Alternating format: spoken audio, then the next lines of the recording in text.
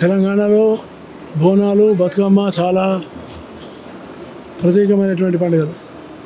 ఇవి మహిళలు ఓ పవిత్ర భావంతో నిర్వహించేటువంటి పండుగలు.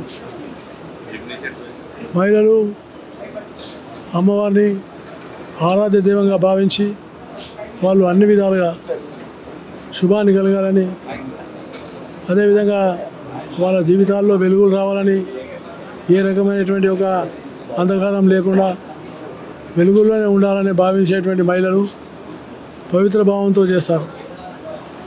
అలాంటి బోనాల పండుగ ఇది మాతాను ఆశీర్వాదం తీసుకునే పండుగ. మాతా యొక్క ఉన్నటువంటి అమ్మవారి యొక్క ఉన్నటువంటి దీవెనలు చాలా అవసరం. అందుకనే నేను ఇది దేవతను ఆరాధించే పండుగ. మహిళలను కూడా మనం అదేవిధంగా ఆరాధించి గౌరవించి మహిళలకు సముచితమైన స్థానం ఇచ్చి వాళ్ళకు సరైనటువంటి పోషకాన్ని కలిగించాలని, వాళ్ళ మీద ఏ రకమైనటువంటి అత్యాచారాలు కానీ అవమానాలు కానీ ఏ రకంగా ఉండకుండా ఉంచాలని నేను అందరినీ కోరుతున్నాను. అమ్మవారి యొక్క ఆశీర్వాదాలు ఇంకా బాగా కలగాలని, తెలంగాణలో కూడా పాడి పంటలు బాగా అభివృద్ధి కావాలని నేను ఆకాంక్షిస్తూ అందరికీ తెలంగాణ యొక్క బోనాల పండుగ సందర్భంగా శుభాకాంక్షలు తెలియజేస్తాను. గత 20 సంవత్సరాలుగా మీరు అలైబలే చాలా సక్సెస్ఫుల్గా చేస్తున్నారు సార్. దాన్ని అలైబలే ఇప్పుడు ఎప్పుడైనా విజయదశమి తెల్లారి చేస్తాం కాబట్టి ఈసారి కూడా అలైబలే అదే స్ఫూర్తితో అదే సాంప్రదాయంతో నిర్వహిస్తాం.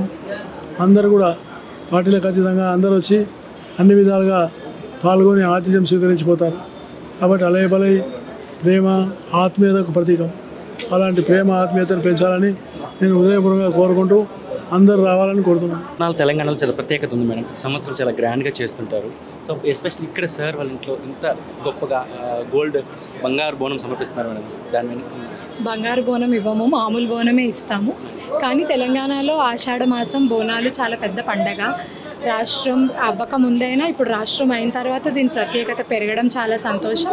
కానీ దీనికి మునుపు కూడా ఇట్లాగే పండగ చేసుకునే వాళ్ళము. దత్తాత్రేయ గారికి కానీ మాకు కానీ భారతీయ జనతా పార్టీ కార్యకర్తలే మా కుటుంబ సభ్యులతో సమానం. కాబట్టి వాళ్ళందరినీ ప్రతి సంవత్సరం పిలిచి బోనాలకి బతుకమ్మకి అలైబలైకి భోజనాలు పెట్టుకోవడం మాకు సంతోషాన్ని ఇస్తుంది. తెలంగాణ ప్రజలకు మీకు తెలంగాణ ప్రజలందరికీ ఆషాఢ మాసాన జరిగే బోనాల పండుగ శుభాకాంక్షలు.